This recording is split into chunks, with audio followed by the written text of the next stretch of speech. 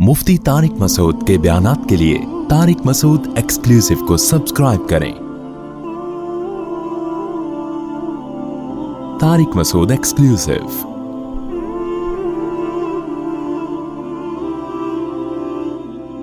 देखो, हमें अल्लाह ने पैदा किया अपनी इबादत के लिए, अपनी गुलामी के लिए। मुझे राजी करना है तो अल्लाह को राजी करने के जितने काम है ना, सारे करने पड़ेंगे। उन कामों में दुनिया कमाना भी है। दिल लगाने पर पाबंदी है, कमाने पर पाबंदी नहीं है। नहीं आई बात समझ? दिल लगाने में और काम करने में फर्क क्या है? अब सवाल पैदा होता है, जब दिल ही लगेगा तो कमाएंगे कैसे? अबे अल्लाह के लिए कमाएंगे ना। और जब अल्लाह के लिए कमाएंगे तो कुछ लज्जतें भी हासिल होंगी दुनिया की, फिर उन लज्जतों में मजा भी आएगा। देखो, जब आप इफ्तारी के वक्त रमजान में सुबह रोजा रखते हो, सहरी के वक्त, ठीक है ना, शदीद गर्मी का रोजा है, बड़ा लंबा रोजा है, सारा दिन भूखे प्यासे। क्यों? अल्लाह ने पाबंदी लगाई है, ना पानी पीना है ना खाना खाना, बर्दाश्त किया अल्लाह के लिए। फिर जब सूरज गुरूब होने का वक्त आता है, अब अल्लाह कह रहे मेरी इबादत अगर करते हो तो क्या करो? अब नहीं खाओ क्या? अपनी ख्वाहिशात कुर्बान करो, ये बोलता है अल्लाह। अब अल्लाह कहता है अब जो देर करेगा वो गुनहगार होगा। अब खाओ, क्या करो? खाओ। अब हम किसको खुश करने के लिए खाते हैं? डबल मजा आता है कि नहीं आता? एक मजा यह आता है कि पकोड़ों का मजा आ रहा है, समोसों का मजा आ रहा है। दूसरा, इससे अल्लाह खुश भी हो रहा है। इससे अल्लाह क्या हो रहा है? तो दुनिया का मजे का मजा और अल्लाह की इबादत। कैसी प्यारी दुआ है जो नबी पढ़ा करते थे रोजा इफ्तार करने के बाद। ज़हबा ज़मा वबतल्लतिल उरूक़ वसबतल अज्रु इंशाअल्लाह। प्यास भी चली गई और रगें तर हो गई। ये तो दुनिया का मजा। और आखिरत का मजा किया, इस रोजे का अजर हमारे अमाल में अल्लाह ने लिख लिया, ये आखिरत में मिलेगा हमें। इसकी एक अलग खुशी होती है। तो मेरे भाई, आपको इस्लाम तरक्की से मना नहीं करता, दुनिया से दिल लगाने से मना करता है। दिल किससे लगाओ? अल्लाह से। लिहाजा अल्लाह के लिए किसी से लगाना पड़े तो लगाओ। अल्लाह अगर मना कर रहा है लगाने से, तो यानी दिल तो दुनिया से भी लगेगा, मगर उतना लगेगा जितनी अल्लाह इजाजत दे रहे और जिससे इजाजत दे रहा है। समझ में नहीं आ रही बात? अल्लाह कह रहा है बेगम से भी मोहब्बत करो, औलाद से भी और माँ बाप से भी। ज्यादा किससे करो? इन तीनों में ज्यादा किससे करो भाई? माँ बाप से भी, बेगम से भी और औलाद से भी। तीनों में ज्यादा किससे करनी है? पहली बात तो अल्लाह से हम परमिशन लेते हैं, इनसे मोहब्बत करनी है नहीं करनी? अल्लाह ने कहा करनी है। मेरी तरफ से क्या है? तो हम चूंकि अल्लाह के गुलाम हैं तो अल्लाह ऑर्डर दे रहा है, तो अल्लाह तूने ऑर्डर दिया तो हम करेंगे, ठीक है ना। ये हमारी मोहब्बत किसके लिए हो रही है? अल्लाह के लिए हो रही है। तो ये अल्लाह से मोहब्बत का हिस्सा है ये। फिर अल्लाह कितनी करनी है? इन तीनों में बच्चों से ज्यादा करें, बेगम से करें या माँ बाप से? अल्लाह कह रहे हैं सबसे ऊपर ग्राफ किसका रहना चाहिए? वालिदैन का। नहीं आ रही बात? सबसे पहले किससे करनी है? अब्बा अम्मा। नहीं आ रही बात? ए अल्लाह, कितनी करनी है इनसे? हालांकि इसमें दुनियावी मफाद नहीं है, क्योंकि अब्बा बुढ़ापे में बहुत बोझ लगते हैं। जवानी में तो नचोड़ लिया उनको, अब रिटायर हो गए, अब खांसने के लिए रह गए वो घर में। उनकी दवाइयाँ हैं, उनके मसाइल हैं, फिर वो बुढ़ापे में दिमाग चिड़चिड़ा होता है, पूछ रहे हैं कहाँ जा रहा है, कहाँ से आ रहा है, तो अच्छे ही नहीं लग रहे। यार ये क्या है यार, मैं अपनी लाइफ को एंजॉय करने दो अब्बा।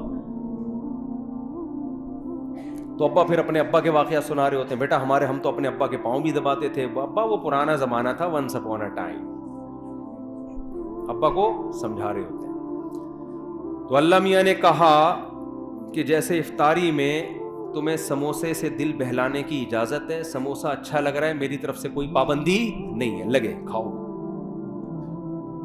तो अल्लाह मियाँ ने कहा कि कुछ चीजें ऐसी हैं जो तुम्हें अच्छी लगें, तो मैंने कोई पाबंदी नहीं लगाई। जितनी लग रही हैं और ज्यादा अच्छी लगना शुरू हो जाए, बशर्ते कि अल्लाह से आगे ना निकालो उनको। लेकिन जब उनका आपस में कंपेयर होगा, तकाबुल होगा, तो सबसे ज्यादा मोहब्बत अब्बा और अम्मा। इनकी नाराज नहीं करना, इनके पाँव में जन्नत तलाश करनी है। एक मोटिवेशनल स्पीकर्स हैं, वो बयान में शॉर्ट क्लिप में कह रहे थे कि जो माँ के कदमों तले जन्नत है, तो ये हर माँ के कदमों में नहीं है। بعض لوگ بات ایسے ہی کرتے ہیں کہ وہ علم صحیح نہیں ہوتا، جس کی وجہ سے معاشرہ غلط سمت میں جانا شروع کر دیتا ہے. میرا مقصد ان کا مذاق اڑانا نہیں ہے، لیکن یہ بات چونکہ اس سے نوجوان غلط گائیڈ ہو رہے ہیں، اس لیے میں نے کہا اس کی وضاحت کروں گا. موقع آ گیا تو وضاحت کرنے کا موقع مل رہا ہے. پھر انہوں نے محترم نے مثال دی کہ جو ابو لہب کی بیوی تھی، جس کے بارے میں قرآن میں آتا ہے اس کے گلے میں رسی تھی اور پھندا لگا اور مر گئی. بڑی کافر عورت تھی نا، تو وہ کافر عورت تھی تو وہ بھی تو کسی بچے کی ماں ہوگی، تو کیا اس کے بھی قدموں میں جنت ہے؟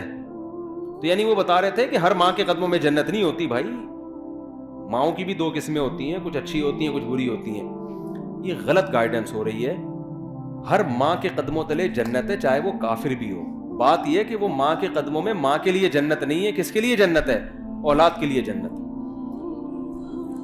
میں اگر وہاں موجود ہوتا نا ورک شاپ میں تو میں کہتا ایکسکیوز می سر، ایک بات آپ سے کرنی ہے کہ ابو لہب کی بیوی اگرچہ جہنم میں جائے گی، لیکن اس کے بچوں کے لیے اس کے قدموں میں اللہ نے جنت رکھی ہے. قرآن کہتا ہے وَإِن جَاهَدَاكَ عَلَىٰ أَن تُشْرِكَ بِي، کہ اگر تمہارے ماں باپ اتنے بڑے کافر ہیں کہ تمہیں زبردستی شرک پر مجبور بھی کریں، ان کی بات نہیں ماننی، لیکن صاحبہما فی الدنیا معروفا، پھر بھی ان کے قدموں میں تم نے جنت تلاش کرنی، دنیا میں اچھا سلوک کرنا ہے. یہی تو مطلب ہے قدموں میں جنت کا. تو آج کل اولادیں ویسے ہی ماں باپ کو نہیں پوچھ رہی ہیں. اس طرح کی تقریریں آئیں گی تو پھر اپنے ابا اماں میں عیب تلاش کریں گے. وہ ہر بچہ جا کے دیکھا یار میری اماں تو یہ بھی کام غلط ہے، میری اماں کا تو یہ بھی حرکت ٹھیک نہیں ہے، تو اس کا مطلب میری اماں خود ہی جنتی نہیں ہے، تو اس کے پاؤں میں کہاں سے جنت آ گئی؟ اور بھائی آپ کو ابا اماں کے فالٹ نکالنے کی اجازت نہیں ہے. اللہ نے ابو لہب کی بیوی کو برا کہا، اللہ ہے، اللہ کو حق ہے کہ کسی کو برا کہے، کسی کو جہنم میں بھیجے. ابو جہل کی بیوی یا ابو لہب کی بیوی کی جو اولاد تھی اس کو شریعت نے یہی پابند کیا کہ تم نے اپنے ماں باپ کے احسانات کا بدلہ دینے کی کوشش کرنا ہے اور تم نے ان کے ساتھ اچھا سلوک کرنا ہے. نہیں آ رہی میرا خیال بات سمجھ میں؟ آپ کو تو حکم ہے کہ آپ کے ابا اچھے ہیں برے ہیں، بھائی آپ کو اچھا سلوک کرنا ہے. تو اللہ میاں، میں یہ کہہ رہا تھا کہ بس بات ختم کر رہا ہوں، ترقی میں پیچھے جب رہیں گے جب یہ اللہ کے لیے نہ ہو یا آپ کوشش ہی نہ کرو. اللہ نے حکم دیا ہے کہ سارے کام کرنے ہیں کس کو راضی کرنے کے لیے؟ اللہ کو. اس سے پتہ ہے کیا ہوگا؟ یہ ترقی کی اسپیڈ غیر مسلموں سے بھی زیادہ تیز ہو جائے گی، کیونکہ جو کام اللہ کے لیے کیا جاتا ہے نا اس میں جان بہت ہوتی ہے، کیونکہ اس کا اجر کون دے گا؟ اللہ. دیکھو مجھے ایک بات بتاؤ، ڈاکٹر لوگ کہتے ہیں کہ میں آپ چند مثالوں سے سمجھاتا ہوں کہ جب مذہب کی موٹیویشن ملتی ہے وہ بہت پاورفل موٹیویشن ہوتی ہے. وہ جہاں مذہب کی موٹیویشن نہیں ہوگی وہاں جان نہیں ہوتی. شوگر کے مریض کو ڈاکٹر کہتا ہے اتنے گھنٹے فاسٹنگ کرنی ہے، 100 میں 1 مریض کرتا ہوگا فاسٹنگ. لیکن رمضان آتا ہے، اللہ کا حکم ہے پورا مہینہ فاسٹنگ کرنی ہے. 90% مسلمان کیا کر رہے ہوتے ہیں؟ روزے رکھ رہے ہوتے ہیں، گرمیوں میں بھی سردیوں میں بھی. نہیں آ رہی میرا خیال ہے بات سمجھ؟ کیوں بھائی؟ اللہ کس کا آرڈر ہے؟ تو یار جو قوم صبح سے کہ رات تک اللہ کے لیے بھوکی پیاسی رہ سکتی ہے وہ پڑھ نہیں سکتی اللہ کے لیے؟ نہیں آ رہی بات؟ وہ پڑھے گی کیوں نہیں پڑھے گی؟ اس کو بتانے والے لوگ شارٹ ہیں مارکیٹ میں. وہ مذہب کا صرف ایک پہلو سامنے رکھا ہوا ہے اس نے. اور سب سے بڑی بات یہ کہ یہ کام تھا ہماری حکومتوں کا. حکومتیں ذمہ داری پوری نہیں کر رہی ہیں. پڑھائی کا نظام تو دیکھو نا. کوئی بھی مجھے آگے کہتا ہے نا اسکول میں پڑھتا ہوں، میں کہتا ہوں پڑھتا نہیں ہے. یہ بولو کہ میں اسکول میں نہیں پڑھتا ہوں، جھوٹ نہیں بولا کرو. تو یہ تو سسٹم مذہب کا نہیں ہے. یہ خرابی جو ہم ترقی میں پیچھے ہمارے حکمرانوں کی پالیسیاں ہیں. ورنہ میں KPK گیا ہوں نا، وہاں دین اور مذہب زیادہ ہے. وہاں ایجوکیشن کے ریشو پورے پاکستان میں سب سے زیادہ ہے. پورے پاکستان میں KPK کی جتنی آبادی ہے نا اس کے لحاظ سے لٹریسی ریشو KPK میں پنجاب اور کراچی کی نسبت زیادہ. کیوں؟ وہاں دین اور مذہب کیا ہے؟ زیادہ ہے. دین اور مذہب زیادہ ہونے کی وجہ سے جو اخلاقی برائیاں ان کا ریشو کیا ہے؟ کم ہے. جب اخلاقی برائیاں کم ہوتی ہیں تو آپ اپنے ہدف کو فوکس کرتے ہو.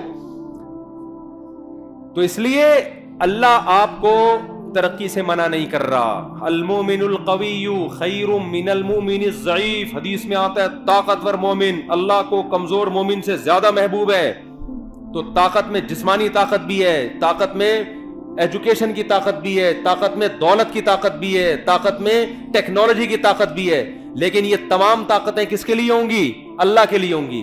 جب اللہ کے لیے ہوں گی تو دل اللہ سے لگے گا, ان طاقتوں سے نہیں لگے گا. لہذا کسی کو یہ طاقت مل گئی ٹھیک ہے, نہیں ملی تو کیا سوچے گا؟ بھائی میرا مقصد تھا اللہ کو راضی کرنا, وہ کیا ہو گیا ہے؟ پورا ہو گیا. پھر گھر بھی بنا لے, پراپرٹی بھی خرید لے, مرے گا تو کوئی بات نہیں یار, ہم نے تو اللہ کو خوش کرنے کے لیے بچوں کے لیے بنائی تھی. مر گئے تو کیا ہو گیا؟ ابے لوگ کہہ رہے ہوتے ہیں نا بیچارے نے اتنی محنت سے کروڑوں روپے کا گھر بنایا, بیچارے کو رہنا نصیب نہیں ہوا, تو اتنا کیوں طرز کھا رہے ہو؟ رہ بھی لیتا تو کتنے دن رہ لیتا. یوں بولا کرو بیچارے نے اللہ کو راضی کرنے کے لیے گھر بنایا, رہنا نصیب ہو یا نہ ہو اللہ راضی ہو گیا, کیونکہ اس نے اپنے بچوں کا سوچا تھا. نہیں آ رہی بات سمجھ میں؟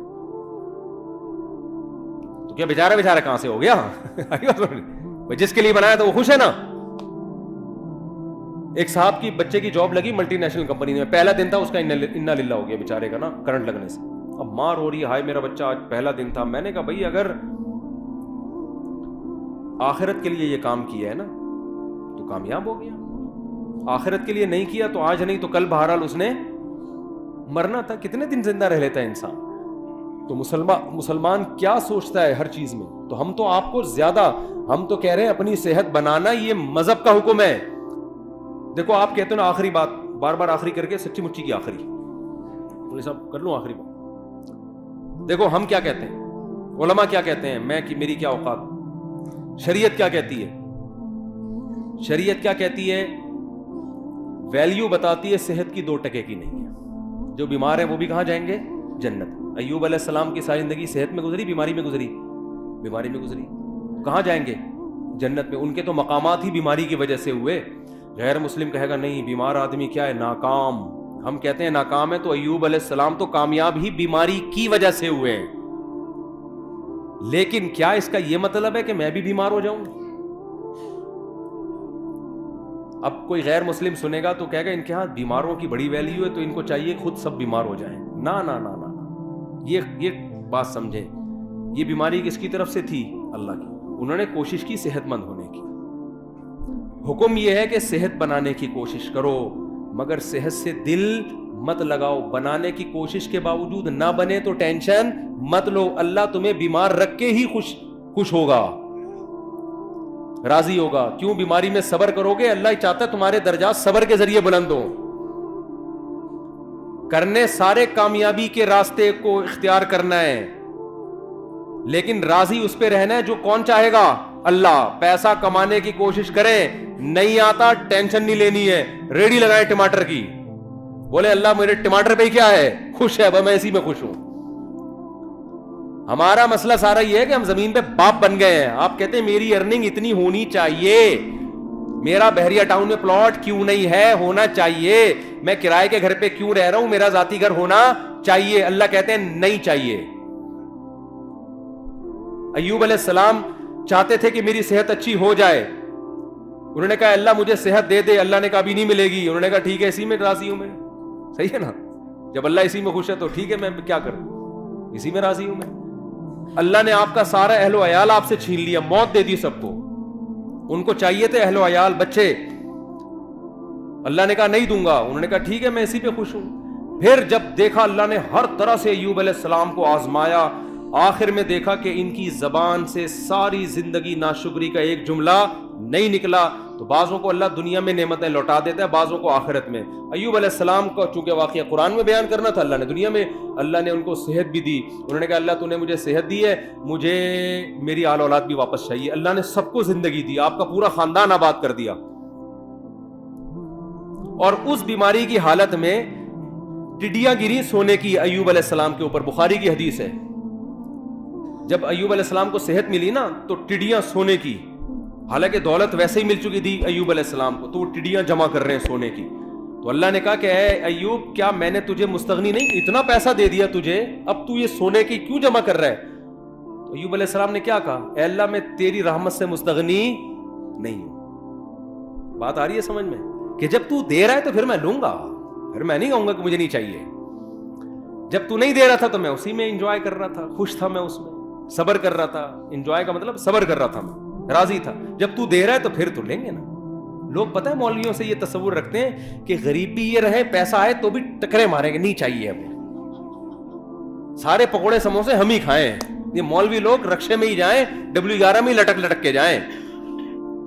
تو بھائی اگر کسی مولانا کے پاس پیسہ ہے یا گاڑی ہے, وہ تو ضروری نہیں جس کے پاس گاڑی ہو پیسہ بھی ہو, یہ جس کی 4 بیویاں ہو پیسہ بھی ہو, یہ ضروری نہیں ہے. ہمارے نبی کی 9 بیویاں تھیں, پیسہ نہیں تھا. علماء کو تو ویسے ہی لوگ گاڑی میں بٹھا کے لے جا رہے ہوتے ہیں. اور اگر آ بھی گیا ہے پیسہ تو بھائی جب آ رہا ہے تو پھر تھوڑی ہے کہ لات مارو اس کو, پھر تو آنے دو, اللہ کی نعمت ہے. اگر آپ افطاری کے لیے بیٹھے ہو اور سموسے پکوڑے آ جائیں, آپ کہیں نہیں میں نہیں کھاؤں گا, تو اللہ خوش ہوگا؟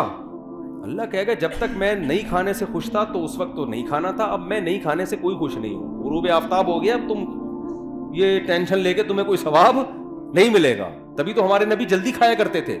اور عید الفطر والے دن ہمارے نبی عید الفطر کی نماز سے پہلے کھایا کرتے تھے, یہ بتانے کے لیے کہ آج ہمارا روزہ نہیں ہے, آج ہم کھائیں گے صبح,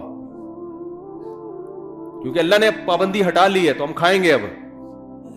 تو اس لیے میرے بھائی جب آ رہا ہے تو پھر آنا دو, دل پھر بھی نہ لگاؤ, نہ اس وقت لگاؤ نہ اس وقت, جب آ رہا ہے تو پھر اللہ کی نعمت سمجھ کے.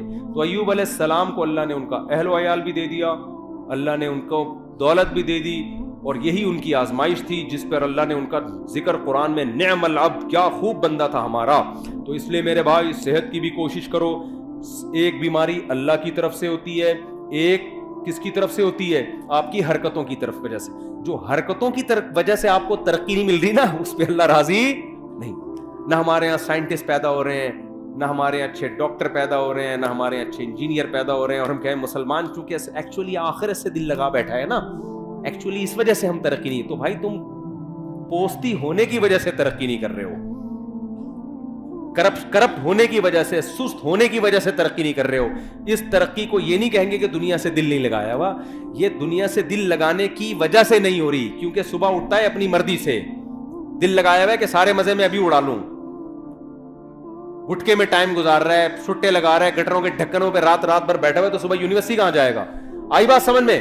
تو اب ہم نے ترقی غیر مسلموں سے زیادہ کرنی ہے, کیونکہ ہمارے پیچھے مذہب کی موٹیویشن ہے. سلمہ ابن اکوع رضی اللہ عنہ گھوڑے سے تیز دوڑتے تھے.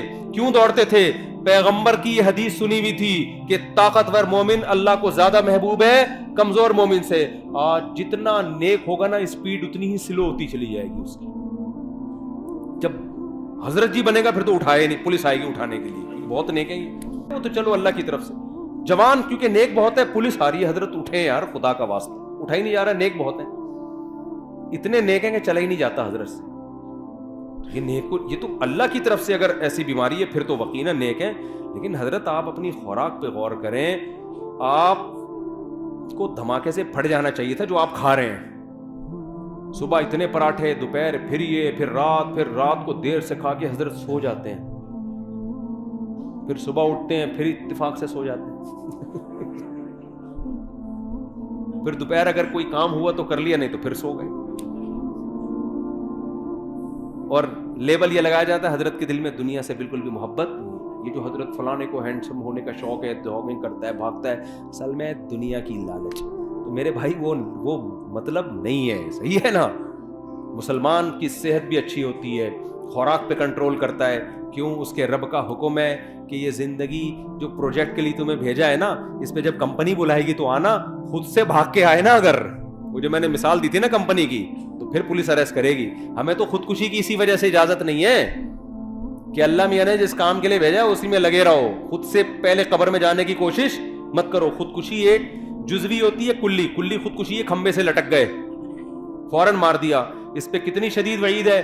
حدیث میں آتا ہے جس نے اپنے آپ کو جس طرح سے قتل کیا, جب تک قیامت قائم نہیں ہوگی نا, برزخ میں اسی طرح مارتا رہے گا. یہ کلی طور پر. اور ایک ہے جزوی, سگریٹیں پھونک کے مار رہا ہے اپنے آپ کو,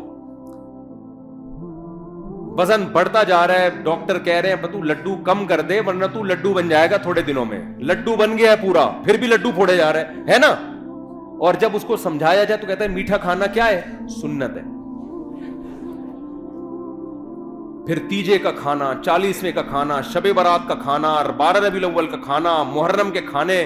ہمارے نبی سے اس قسم کا کوئی کھانا کھانا ثابت نہیں ہے. صرف ایک کھانا نبی نے کھلایا, وہ ہے ولیمہ.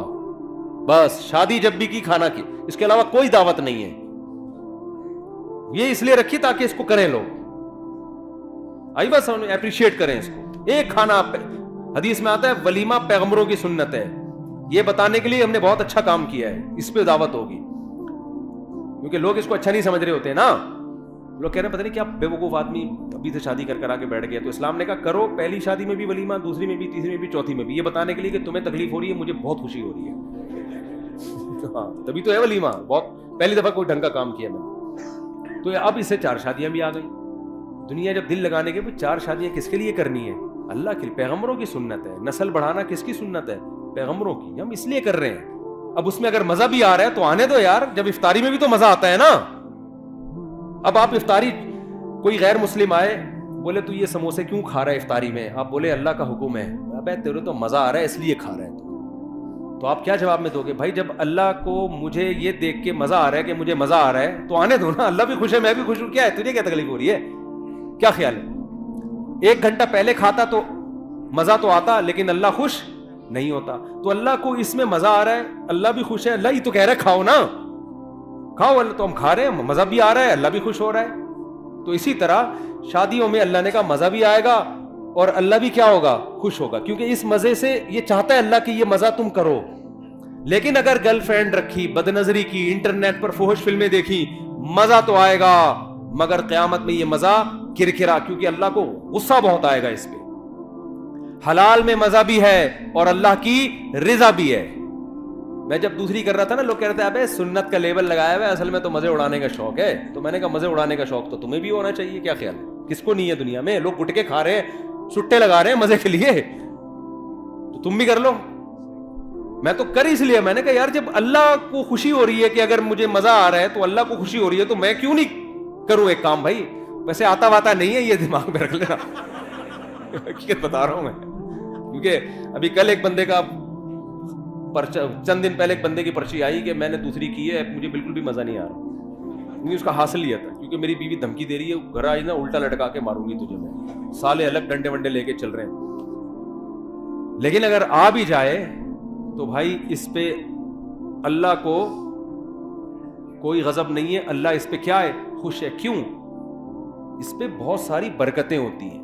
آپ ایک عورت کو بچا لیتے ہو برائی سے, آپ خود برائی سے بچتے ہو, آپ کو اولاد ملتی ہے, آبادی بڑھتی ہے, اس سے ملک میں جوانوں کا ریشو کیا ہوگا؟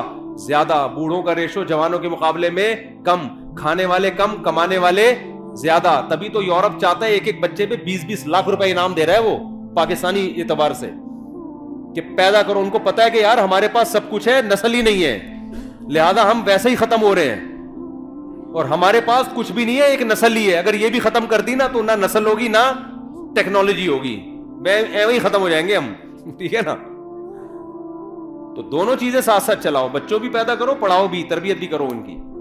تو خیر اس لیے بھائی شادیاں بھی ہیں اسلام میں, اور اسلام تو جلدی شادی کا حکم دیتا ہے, عورتوں کے گھر بستے ہیں اس سے. تو میں نوجوانوں سے کہتا ہوں نہ فلمیں دیکھو, نہ لڑکیوں سے دوستیاں لگاؤ, کیا کرو بھائی؟ نکاح کرو.